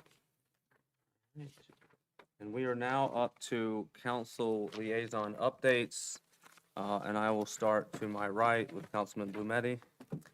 Just a quick update for Business Development Committee. We have several open volunteer spots available. So if anyone's interested, please apply online. There's a volunteer application online. The requirements are, we have monthly meetings. The requirements are that you are a Sparta resident or you own a business based in Sparta. And there's a meeting coming up this Thursday. How many openings? Several, I believe there's 4. 4? I believe so, yeah. Okay. Thank you. And are we mentioning the openings at the Sparta Chamber breakfasts when they occur? I mean, that would seem to be a captive audience to recommend if someone is interested. Okay, we will next month. Okay. All right. Deputy Mayor Murphy, any council liaison updates? I do. We have, at the Senior Advisory Committee, they had a presentation by a gentleman from Picatinny, who also on the same day, there was a tour that you could take of Picatinny. He did that, and then he came flying up to give a presentation. It was really quite well attended. It was at the fire department, or the old fire department. And it was a historic presentation. It was really quite good. Very nice. And the same people, you can get on there and take a bus, and they take you through it. And he was not the official historian, but provided a lot of information. It was really, everybody enjoyed it. It was really nice. The Senior Advisory Committee, they run quite a few events and trips that it's all done through their Parks and Rec. They're doing a great job. With that, I have the Rev 250. They're starting to prep for our 250th anniversary, and they're going to be they're looking for trivia nights to be held different places with all historical and events and questions. So that will be posted online and sent out to the public. as well. There will be they'll have a truck in the parade, letting people know. They're going to start out with tavern talks, and I believe they'll start in January. The crossing of the Delaware reenactment will be done, I believe it was done on Christmas. So we're going to try and do that beforehand. We're still trying to set that up because I don't think anybody wants to be crossing through the ice if we have it again this year. So I'll keep you posted on that. With Sparta Day, we had there was once the rain settled, and it was a pretty good turnout I was there for the Rev 250. And a lot of people came out to have their picture taken, and we had Ben Franklin there all dressed in an authentic costume, hand sewn. It was pretty amazing. For the Environmental Committee, we had a rain barrel making right out here on the front steps of the town hall, and we had several people out there making rain barrels, which was everybody so enjoyed to capture the rain and reuse, mostly from gutters. Was very interesting. I think they'll be doing it again next year. Everyone is invited to Thursday's meeting where there will be a speaker on deer management because the DEP came in and spoke on deer management, and there will be a gentleman coming to speak. Brian Schum is a representative, and he's going to see if we can do anything about deer management, but I don't know if there is. I don't know. They're quite creatures of habit and will continue to return to where they have liked to come before, but everybody's invited to come. The council is all invited as well. Also, there will be a speaker for the ecological and wildlife impacts of the DEP's The Forest Stewardship. And the principal speakers for that will be Sharon Wander and Emil DeVito. And a lot of people, we had a presentation of they're doing a lot of, on Sparta Mountain, a lot of the foresting of the trees. And there's a lot of concern over it. So we're going to have speakers come and talk and give us the other point of views. So it should be really interesting for Thursday night here. So people should come And that's July 10th? yes, this Thursday. No. No, I'm sorry, July 10th. Yes, not this Thursday. July 10th. Yes, I think with respect to the July 10th, other than the deer, we did have a presentation, people will recall. The DEP came in and they talked about the benefits as they were of what they call the Forest Stewardship Plan. And I thought it would be helpful to bring in folks, subject matter experts who have looked at those issues, and they may have a different point of view. But that's the purpose of which is to give this council a comprehensive view of this stewardship program, and so our residents know too as well. So that's why we have the subject matter experts on both the ecology and I think the wildlife as well. wildlife, yeah. And which were the two primary issues that the DEP was addressing in their presentation to us. See, from another viewpoint. And that's all I have. Hey, Councilman Scott. In addition to the, on the planning, with regard to the planning board, in addition to its normal business of reviewing subdivisions and other items the past few weeks, we spent a lot of time on the housing element report and going over that. And I think that Mr. Warner and Ms. Sarnat have delivered a very good report, and I think we're in good shape. I think we got it in on time, and all is good. And that's it right now. Okay, thank you. Chamber of Commerce is, Are they meeting? They don't usually They, meet in the they meet summer. every Thursday, I'm sorry, the third Thursday of the month, I believe at 8 a.m. Okay. at the, at the diner. And they may be taking a break over the summer, if I recall. Okay, that might Maybe be not, true. but, all right, so mine, we had the Sparta Trails, met last, Thursday. We're in the process of preparing, what I'll describe as kind of a punch list, which basically means what are the, tasks that we have to accomplish, really logistical ones with respect to some of the trails.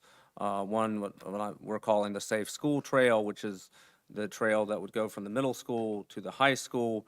I had mentioned before that part of that land that we would use is owned by the New Jersey Lands Trust. And so we have to obviously get permission to use it. And we have already done a presentation in front of them. They seemed amenable to it. They have to come out and to see the land that we want to use from them. They will require kind of a 5-to-1 swap, but again, we're talking about the land that's kind of swampy land back there. And it obviously has to be land that, they would, has some ecological purpose, which it does. So we don't think that's going to be a huge lift to do that. There's also a private property owner there that we'd have to work out an easement with. So each of these trails, including, one is the, Ogden Mine Trail. That's another one that we want to work on. Again, you have to think of this as, even if it's a 1-mile trail, each part of that trail, some of the property could be owned by the county, some of it could be owned by a private property owner. So you have to break up. Each of them had their own kind of legal and regulatory tasks that are necessary in order for us, the township, to get to use them. So we're still trying to work on that. And we will, when the time comes, we'll do a presentation. I think that, we'll also be looking for, funding, grant funding that may be available for this. So there's a lot to be done with it, but we're going to stay on it. And I'm very happy with our Trails Committee. We have a very committed group. As I've said before, Doug Dykstra has been just tremendously helpful with the surveying and contacting the appropriate authorities that we'll need to get this done. But there'll be more updates to come as we make progress. On the Film Commission, we also met last Thursday. I had mentioned before that there was a filming done for a trailer that was done in Sparta using all local folks. That is in now the final stages of post-production. And so we've been able to get some very outstanding folks to do some of the post-production here, including some, Grammy or Emmy Award-winning colorists. You wouldn't imagine all the work that goes into editing and even coloring a production like this. So it's going to be a very high-quality product, and we hope to have that released like a public viewing probably sometime in October, November. So folks can really see what, local film folks can do. There are some interest from what I'll say probably best described as indie movies coming to Sparta. They'll reach out to us. We find out, what's involved. We're not at the application stage yet. It's mainly just interest. But there's also been interest about bringing a film festival to Sparta. So a lot of these production companies or movie companies will sponsor their own film festival. And so there's a horror film festival that is currently taking place, and I can't remember the name of the New Jersey town, but they're looking to change locations. So that we're looking in to see if that's possible. Folks may know that our Sparta stage is already the site of the documentary film festival that happens kind of like in May, I believe. And if you haven't checked that out, it's really well done. So that's some additional things that are coming. One thing that I'm looking into is, because as I've gone through this process, there's a lot of talented people. I just saw a trailer for a movie that was put on by a local resident. And, the issue isn't the talent and, how to get the actors, how to get the lighting, it's how to get the funding. Where does the money come from? And so I want to reach out to the state and understand that whether there's funding in place for some of these townships who've become film ready, that the state can then provide, either low interest loans or something. I mean, because it is under the auspices of the economic development, the State Economic Development Fund, which, as we know, provides low interest loans to small businesses. I think it would be appropriate to have the state do that so that some of these really talented artists can just get some seed money so they can put their talents, to work. Because the issue is, we have the talent really in Sparta right now to put on a very, high quality product and production. But, obviously that takes money. And so figuring out how to do that is something that I want to look into. Finally, as a result of some of the Film Commission work, the county now, Sussex County Community College, is looking to probably as early as this fall is going to offer a curriculum on artificial intelligence set design, so virtual reality. So now in film, a lot of what you see on the screen is done via computer.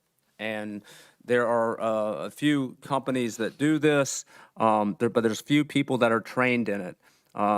They're trained, primarily on the West Coast, and there's not a lot of people who know how to do this on the East Coast. So one of our Film Commission members who is familiar with this industry has met with officials at the community college, and they will be probably starting a curriculum as early as the fall and training students on artificial intelligence and virtual reality set design. And so that will be an immediate way for folks to get a degree in that and get put to work right away. Because as you know, New Jersey is going to continue to be a hub of entertainment production. I think right now there are 45 active projects in the state of New Jersey. The most recent one, folks may have heard, is there is going to be a Bruce Springsteen biopic that will probably be released in the fall, and that follows on the heels of the Bob Dylan biopic. So entertainment production is kind of here to stay in New Jersey, so we might as well start getting folks from New Jersey trained and able to work. So I look forward to more on that. Other things, I was fortunate to be able to present the Distinguished Student Awards on behalf of the township, both at Sparta High School that went to Kira Hines and at the Sussex Technical School that went to Liam Henry. These are outstanding students. When you see all the accomplishments of the students, you'll be blown away. And just a real, and also got to participate in the graduation and the honors ceremony that occurred. We have extremely talented teachers and administrators at our high school. When you look at what these kids have accomplished, wow, really impressive. And my hope is that they'll get, go out and go to college and do great things, but come back and bring those talents back to Sparta someday. So it's really impressive what our students have accomplished. And finally, I did finally get to do the run for the Special Olympics. There's nothing like when you see a whole row of kids at Helen Morgan School screaming and cheering and, making everyone honk. So that was a great thing to see. Don't know if I really appreciated having to do the run from Helen Morgan to St. Kateri, which seemed like it was constantly uphill, but it was a lot of fun. I mean, and that's not a problem for Attorney Dash, but, I don't quite run as much as he does anymore, so it was a struggle, but very enjoyable. And so with that concludes my council liaison updates. And so now we're on to unfinished. I have go one ahead. more that I was very, very proud and pleased to give the award to a student at Pope John, and Miss Dangler was just incredible with all the accolades and the sports and scholastic. It was really quite a treat and pleasure to meet her, and they had a lovely dinner.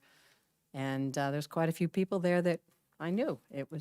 They've got a lot of tremendous amount of students that receive these awards, different, from different corporations, there was quite a few scholarships awarded. And you're right, they bring their talent back to us. Well, not wait 20 years like some of us did. But no, it was really quite a treat to do that. So thank you. All right, thank you. Any other council liaison updates before we move to unfinished or new business? Okay, Councilman Scott, any unfinished or new business? No, sir. Councilman, Deputy Mayor Murphy? Any- No. And Councilman Blumetti? Yeah, thank you. Two items. First is I wanted to convey, some of you, maybe all of you know this already, but it's about the Sparta Sister Cities. So former Councilman Chiarello had contacted the township with an update from the Sparta Institute. If you recall, there was plans to have the worldwide Sparta Institute, Sparta Sister Cities celebration here in Sparta, New Jersey in 2026. Unfortunately, what he found out from Greece was that the 2025 celebration is canceled, and 2026 will not happen in the U.S. It's being combined with the Academy of Athens, who's celebrating a 100th anniversary of their organization, and they're going to kind of run that event elsewhere. Also, the Greek federal government is reviewing hosting annual events in other countries, period, full stop, especially given world events today and what's happening. So all future events of things like that, Sparta Institute, Sparta Sister Cities, will be under the auspices of the Greek Ministry of Culture. So rather disappointing. I know there was a lot of work from several different people and groups that were looking forward to hosting something here in 2026. But that's not going to be happening. So that's unfortunately the update. There, one last note on that is he mentioned there is a joint, they're looking to create a Sparta Net, NET, a Sparta Net community and a committee going forward to keep the different Sparta entities around the world connected still. But they're in the early stages and there's no information yet, according to the email, about purpose, objectives, cadence, things like that. So there is I guess, a chance for us to stay connected somehow to our fellow Sparta entities around the country. My other point is only just, I haven't said this in a while, just to take a moment to thank all of our employees. Some are here today and others hopefully are watching, but just for their ongoing hard work and dedication and commitment. I mean, I know we hear piecemeal now and then people thanking our employees, but it's not always easy. And it's appreciated, their perseverance and all their hard work, especially as we get into difficult topics at times and difficult situations. So just a thank you to all of our employees. That's it. Thank you. Yes, you. thank you. And just Dean. an appreciation for former councilperson Chiarello, who, took a lot of initiative to do the sister cities. And I know he was, championed that conference and sounded like forces outside of his control sort of took over. So that's unfortunate, but I think my understanding, there's still the Sister Cities initiative will still remain despite the conference not going forward in America. Is that right? Yeah. Okay. Yeah. Great. Okay, for my new business, I am going to exercise my prerogative under New Jersey Statute 4055D 23B, which is the ability to appoint a Class 1 designee to the Planning Board. The Class 1 member serves at the pleasure of the mayor, and I will be Right now, that person is Robert Bleakley, and I will be removing him and putting in Birgit Bolger as the mayor's designee. Birgit had applied for a town council for the appointment, and in reading her resume and her background, she has a master's of public administration, also a bachelor of science in nursing, a bachelor of arts in political science. She's been involved in Lake Mohawk, the yacht club, the tennis club, some of the environmental issues with respect to Lake Mohawk. But I think also she was also a reporter for the Work Advertiser for 4 years and has covered planning board and town council and sort of knows the ins and outs of how these boards function. So I think that I will exercise my prerogative and privilege under the statute and appoint Birgit Bolger as the mayor's designee going forward for the planning board. And so you'll be removing one of the hardest working men on the planning board because of some kind of disagreement or something that you have with him? No, I think that I found that, without getting into the personnel decisions and the deliberative process, I found that Ms. Bolger's qualifications, I think, would make her very well suited for this position. And so that I think she will make a fine planning board person. And And this is is this a normal policy that where we can just take people in and out during the year? a volunteer? A volunteer that's spending their time mid-year, just say, hey, thanks a lot, you're done. I mean, My understanding is Mr. Bleakley has missed the last 2 planning board meetings.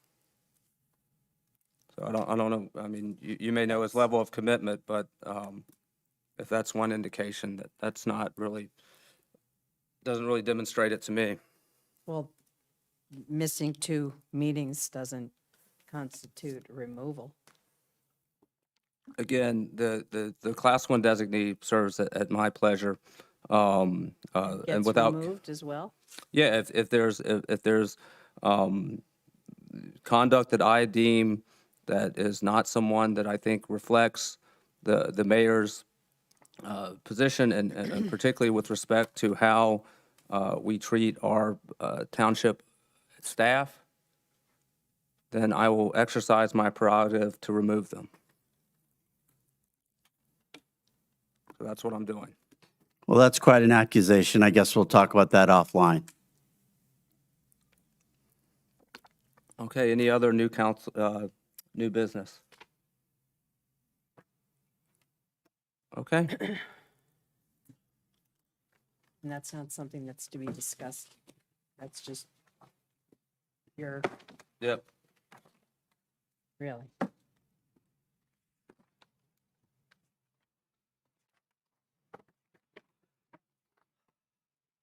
All right, we're now at the final public comment period. So again, please state your name and address for the record, and please be mindful of our 5-minute limit. I have a lot. This is Jenny Derricks, Tap into Sparta. What are you doing about filling that empty seat? It's been quite a while. You had 11 applicants, and there's no movement on fulfilling your obligation as a Faulkner entity? So we did have an initial round of, again, we did have a fair number of applicants that was winnowed down to, I think, 6. We did interview 3, but, trying to schedule these folks over the summer has been somewhat problematic in addition to trying to get all council there. But I think the next interviews are 2 interviews left. One is 2 interviews left. for the 8th and tentatively for the 15th. Okay. Their schedules, where their schedules are. So the 8th and the 15th will be the last round of interviews. Okay. What is the expectation for CEP renewables? They were hired in 2022. We still don't have the solar project online, bringing the promised revenue to the township. Where are we with that? Laura Newgard, our environmental consultant, she and I pester the Wetland Mitigation Council. They just assigned a new individual to that council, and I am supposed to hear back this week that we will be getting our general permit that will allow us to move ahead with the actual landfill closure. And CEP is right there watching. I mean, in order for them to move forward, we need to do the closure first. They're still highly interested. They've done a lot of preliminary work. That's what I have to report. Thank you. With regard to the plan that you approved, the low-income housing plan, for what, I can't think of what the name is, at the planning board, just to bring to just to discuss the proposed or the draft resolution at the end. It's the last 3 pages of the document. There are some misstatements made by Catherine Sarmad at the planning board discussion of that plan prior to the vote. She indicated that that ordinance, that the incentives added to the TC zones throughout the town were part of the 2016 plan, when in fact they weren't. What was part of the 2016 plan or agreement was that we would make the continued commitment to incentivize low-income housing. I'm sorry if I'm using the wrong words. Affordable, thank you. So she misrepresented that. I gave her a second chance. I said that really couldn't be the case because the ordinance 20-04 that established those incentives for those zones was built on her re-examination report, master plan re-examination report done in 2019, and from that was built the 2004 ordinance establishing pretty significant incentives, 80% impervious coverage, 10-foot lot line setback lines, 10 and 20-foot setback lines, 4 stories, and so on. When I questioned her about the need for that to continue, again, she said that it was part of the 2016 plan, that we had to have it. And as I just stated, that is not the case. And you can even read the language of 20-04, where it does pull in language from the 2016 agreement. So she misspoke there. It's part of the plan. You already approved it. But the reason for my question to Ms. Sarmad at the moment was to ask her opinion as to whether or not those incentives were still needed, based on the fact that there was now a set-aside for every residential zone in the township. Can we then strip out those egregious incentives? She said that she had mitigated those, and she committed that she lowered the available levels to 3 stories, which was true. But she also committed that they expanded the setbacks, and that was not true. So while I understand it's a draft attached to this document, I do want to just point out that several misstatements were made at that hearing by Ms. Sarmad, and encourage that those incentives be reviewed prior to that being codified, the ordinance itself being codified, the one that's a draft at this point. And saying that, what is our township relationship with Ms. Sarmad at this point? She's the town council planner in affordable housing. So she Advisor. stays on as the town council planner? For the town council planner, not the planning board planner, but the town council planner. In the capacity right now, we needed professionals like Mr. Warner, Ms. Sarmad, to assist in the affordable housing. So now that that's done, she still stays on? When we have a planner? She's on retainer. I mean, she just doesn't go off. If I had a question related to affordable housing, I could pick up the phone and speak to either one of them. But in the past, that role was played by the planner that had the role for the planning board as well. So I don't know why we have 2. I understand for the affordable housing, that we needed to have continuity in developing that plan. But why do we have two planners? That seems like it would cause some friction. Well, her capacity was more in the affordable housing purview. Right. And it still is. Meanwhile, most of the planning work is done by the planning board planner. So is that her niche is the plan, is the affordable housing Yes. plan? And then everything else will go to Yes, the planner? yes. Okay, thank you for that. Now, can we remove her if we just, don't like her, just like we did, we can do planning board members? That would be for the council to discuss. Okay. Well, first I want to say, I mean, with Ms. Sarmad not being here, I don't think, I can't comment on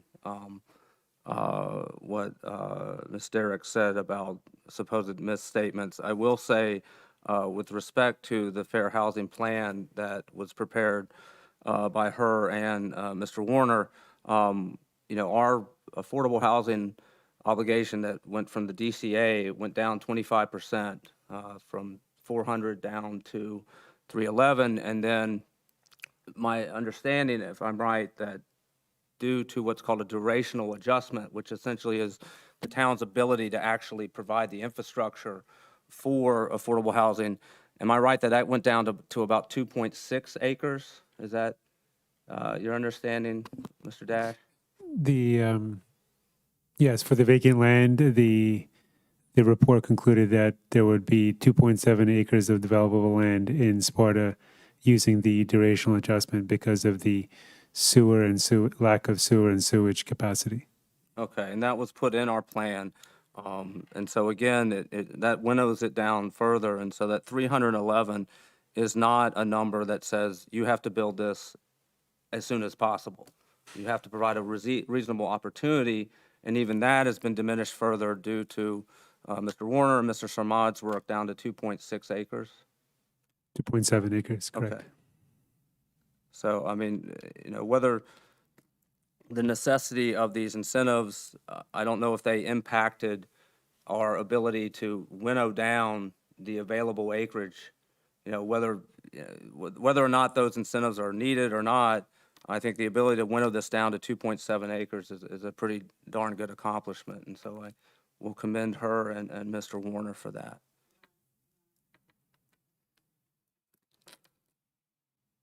Yeah, I would agree totally. Yeah, having worked with Mr. Maude, Mr. Warner, and the other professionals throughout the process, and Jim was there too. But I don't think we're there to debate that right now. I think that's common knowledge that it was a superb job in all the work that was done. But I think a reexamination of whether these incentives are still necessary or not is probably something we should address. Yeah, and there was discussion around that and about changing what's not needed any longer. So that's. Okay. Will the new appointee to the planning board, will she be working on the minor site plan committee? Because Mr. Bleakley goes to that, I think that's every other week, and takes an immense amount of time. Will the new appointee be committing to that? That's if the planning board wants her on there, that's something that they can address with her. I can't assign her to the minor site plan. Is he taking off the minor site plan committee as well? Well, he's not on planning board, so yes. Yeah, and the minor site plan subcommittee has to have as one of its members either the council member, that'd be you, Mark, or the mayor's designee.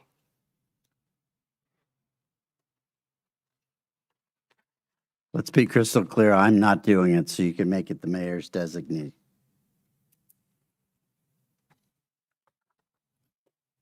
Okay, and that closes our last public session.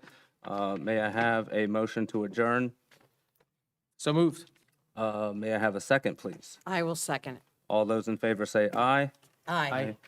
All right, we are adjourned.